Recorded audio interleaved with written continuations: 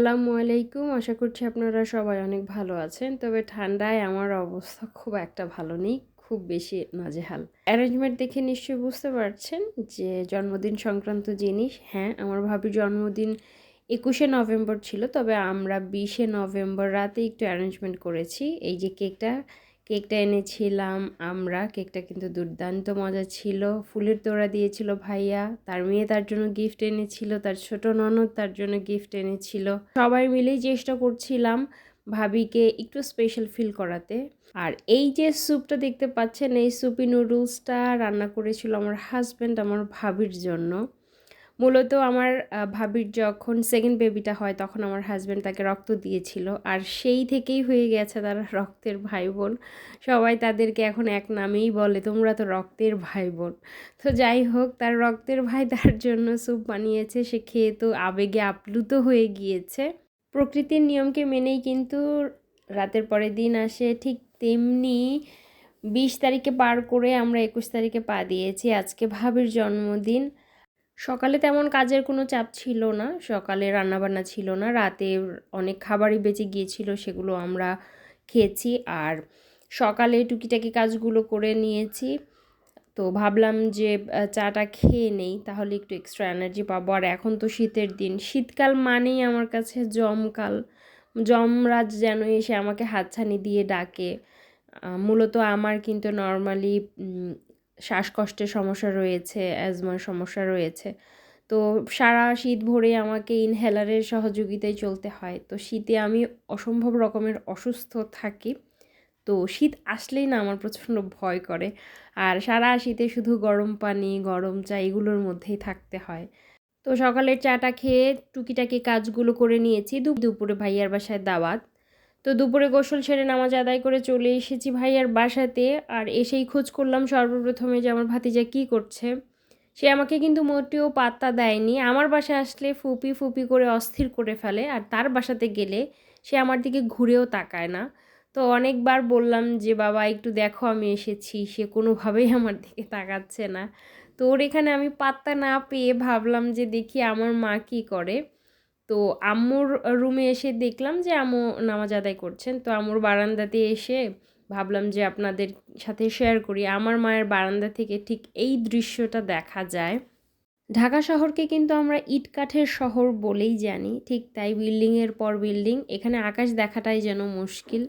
তো আম্মুর বারান্দা দিয়ে এই আম গাছটা না একদম এত বেশি ঘেঁষা, এখানে আম হলে মনে হয় যে হাত দিয়ে কিংবা ছোট কোনো লাঠি দিয়ে অনায়াসে পেরে খাওয়া যায়। এই জিনিসটা আমার ভীষণ ভালো লাগে। তো আম্মু হঠাৎ নামাজ শেষ করে বলছিল যে তুমি কি করো, খাইতে আসো।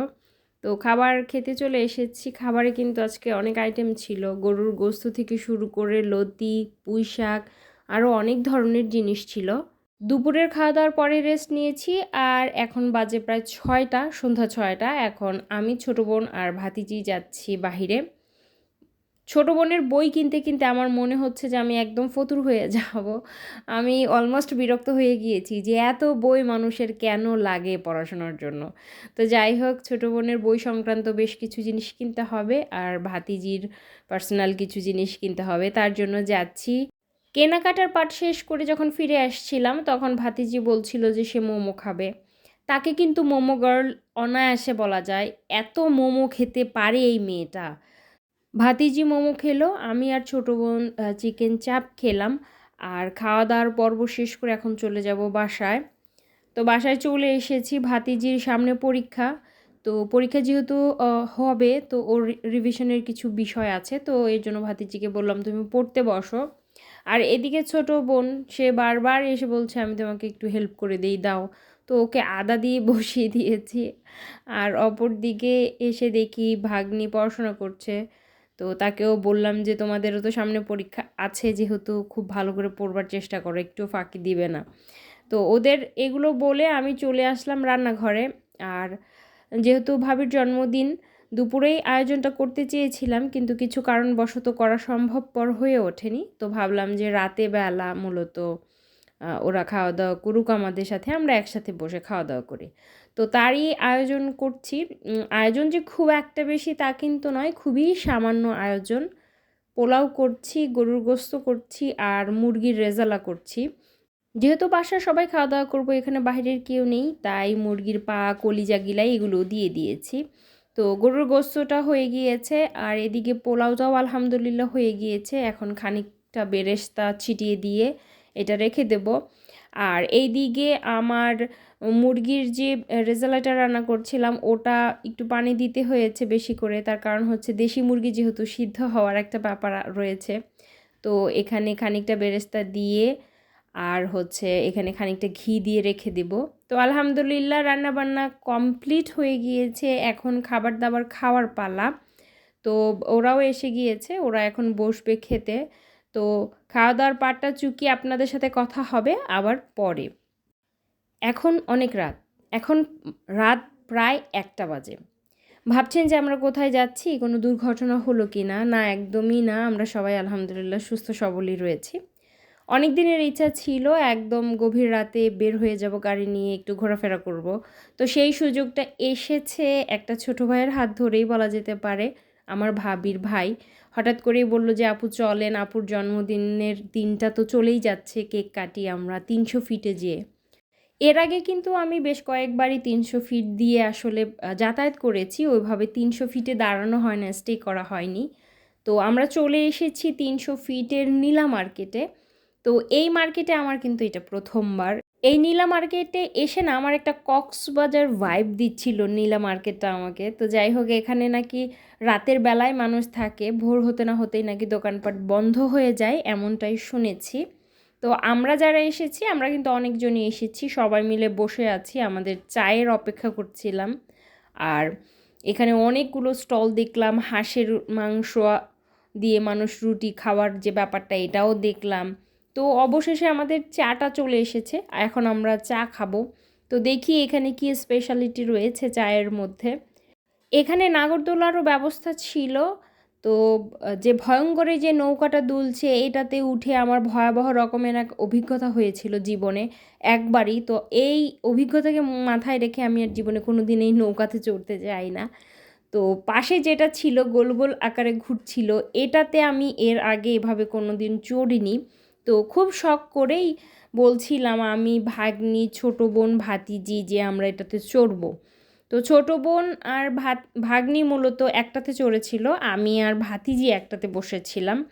তো আমার কাছে দেখে না খুব নর্মাল মনে হয়েছে যে এটা আহামরি কী রয়েছে, অনায়াসে বসা যায়, এখানে ভয়ের কী রয়েছে। তো আমার ভাবিকে যখন বললাম, ভাবি বলছিল যে আমার মাথা ঘোরাচ্ছে, এটাতে আমি বসবো না। তো আমি ভেবেছি যে এখানে মাথা ঘোরানোর কী আছে, কিন্তু আল্লাহ রব্বুল আলামিন আমাকে হেফাজত করুক, আমি যখন চড়েছি আমার মনে হয়েছে আমি এখন শূন্য থেকে একদম মাথা ঘুরে পড়ে যাব। তো ভাগ্যক্রমে না মোবাইলটা আমার হাতে ছিল আর ভিডিও অপশনটা অন করা ছিল, যার কারণে এতটুকু আমি তুলতে পেরেছি। কিন্তু আমার ভয়ঙ্কর রকমের অবস্থা হয়েছিল। এটা থেকে যখন নেমেছি তখন আমার মাথা টাথা ঘুরে একাকার অবস্থা ভয়াবহ।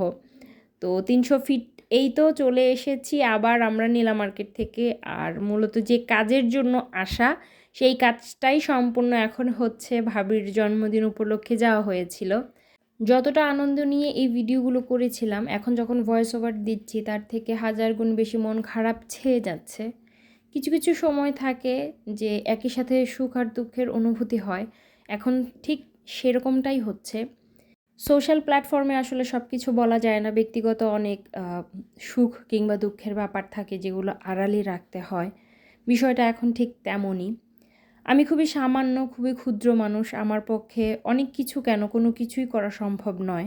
আবার এমন সিচুয়েশন রয়েছে যেখানে চাইলেও কোনো কিছু করবার আসলে থাকে না।